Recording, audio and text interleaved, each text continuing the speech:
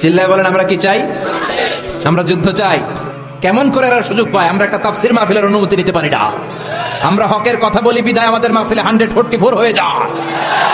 গানের মাহফিলে সমস্যা নাই, গানের কনসার্টে সমস্যা নাই, নাচানাচিতে সমস্যা নাই, কিন্তু কোরআনের কথা বললে এক শ্রেণীর লোকের মধ্যে চুলকানি আছে না নাই? বিষ্ণু বলেছেন কাসরাতুল হারাজ, কাসরাতুল হারাজ, কিয়ামতের আগে হারাজ বেড়ে যাবে। কি বেড়ে যাবে? হ্যাঁ, কে কে কে? মারামারি কোপাকুপি আছে না নাই? হাজার হাজার মানুষকে আমরা মেরে ফেলি, দ্বিধাবোধ করি না। এ যুদ্ধ আমরা চাই না, আমরা চাই শান্তি। চিল্লায় বলেন আমরা কি চাই? আমরা যুদ্ধ চাই।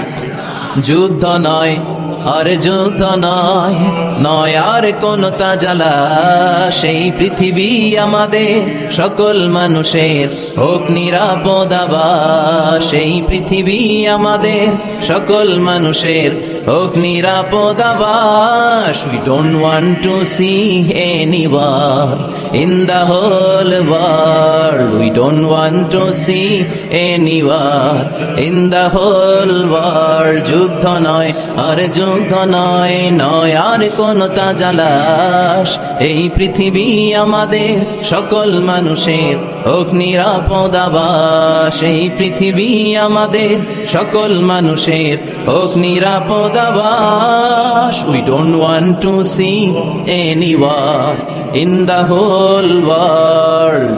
We don't want to see anyone in the whole world. চিল্লায় বলেন ঠিক কি না? আমরা কোন যুদ্ধ দেখতে চাই? আমরা কোন যুদ্ধ দেখতে চাই না। একটার পর একটা যুদ্ধ, বিগ্রহে হাজার হাজার মানুষ চলে যায়। বিষ্ণু বললেন কাসরাতুল হারাজ, কিয়ামতের আগে হারাজ বেড়ে যাবে। সাহাবীরা বললেন হারাজ কি? বিষ্ণু বললেন হাযা হুয়াল হারাজ, এটা বেড়ে যাবে। বিষ্ণু বললেন যিনি মারছে, বুলেট মারছে, তিনি নিজেও জানে না কেন মারছে, উপরের নির্দেশ। কথা কন, উপরের নির্দেশ আছে না নাই? বুলেট মেরে দিচ্ছে, কেন মেরে দিচ্ছে, ওর অপরাধটা কি, এটাও জানার প্রয়োজন বোধ করে না। উপরের ফোন এসেছে, শুট করে মেরে ফেলে আছে না নাই? শুট করে গুম করে ফেলে আছে না নাই? ক্রস ফায়ার করে ফেলে আছে না নাই? কেন মারলো সেটাও জানতে চায় না। বিষ্ণুনবীর বাণী, কিয়ামতের আগ দিয়ে শুট করা হবে, হত্যা করা হবে, মেরে ফেলা হবে, কেন মারলো সে জানে না। আবার যাকে মারা হলো সেও কেন মরলো সেও জানে না। রাস্তা দিয়ে হেঁটে যাচ্ছে, ধরে নিয়ে গুম, ধরে নিয়ে খুন, ছুরি মেরে দুনিয়া থেকে বিদায়, এরকম ঘটনা দেশে আছে না নাই? কেন মারলো, কেন হত্যা করা হলো, কেন রক্তপাত করা হলো, কেন অন্যায় ভাবে তার জীবন হরণ করা হলো, সে নিজেও জানে না।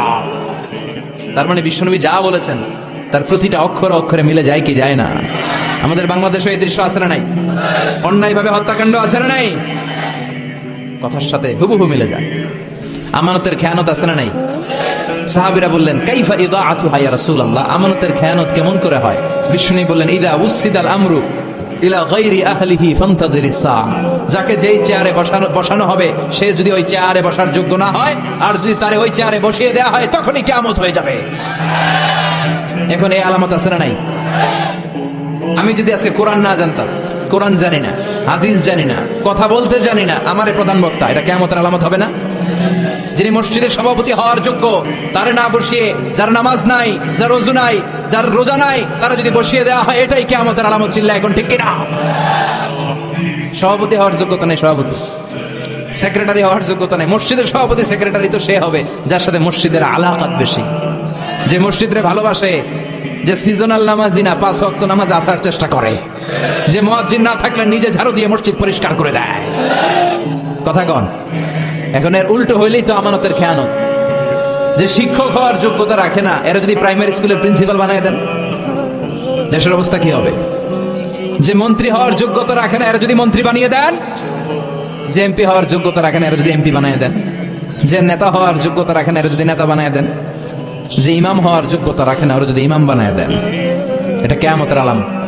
কথা কন। আবার তিরমিজির বর্ণনা, বিষ্ণু বলেন ওয়াকানা যাইমুল কওমি আরযালাহুম, কিয়ামতের আগে সমাজের সবচেয়ে বড় চোর, বাটপার, বদমাশগুলো নেতা হয়ে যাবে। তাদের নেতৃত্ব মেনে নিতে হবে বাধ্য হয়ে। ভয়ে লোকজন তাদেরকে সালাম দিবে, অন্তরে তাদের জন্য কোনো ভালোবাসা খুঁজে পাওয়া যাবে না। প্রতিটা কথা বিশ্বনবী কেমন যেন বাংলাদেশ দেখে দেখে বলছেন। চিল্লা এখন ঠিক কিনা?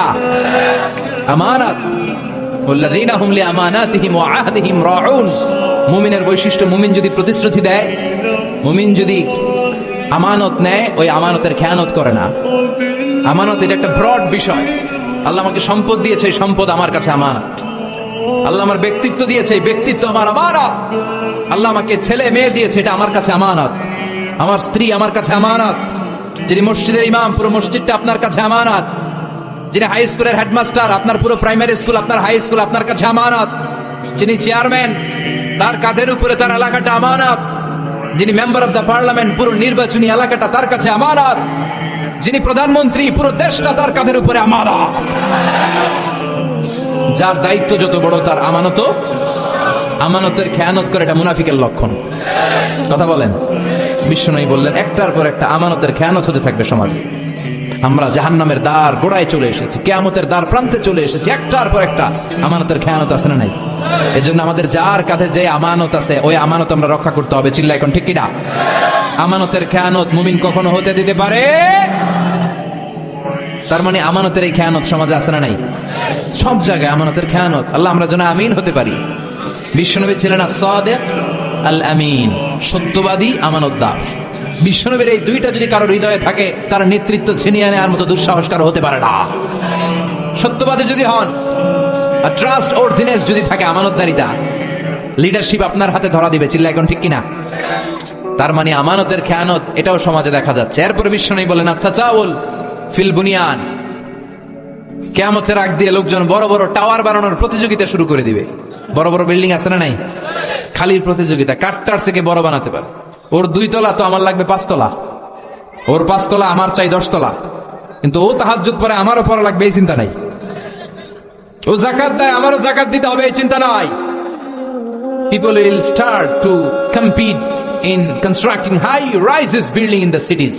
লোকজন সমাজে বড় বড় টাওয়ার। সৌদি আরবে দেখেন বিশাল টাওয়ার, জমজম টাওয়ার। দুবাইতে দেখেন বুর্জ আল খলিফা। চায়নাতে আছে সাংহাই টাওয়ার। একটার পর একটা টাওয়ার বানানোর প্রতিযোগিতায় মানুষ লিপ্ত হয়েছে। তার মানে বিশ্বনবী যা যা বলে গিয়েছেন, তার হুবহু প্রমাণ আমাদের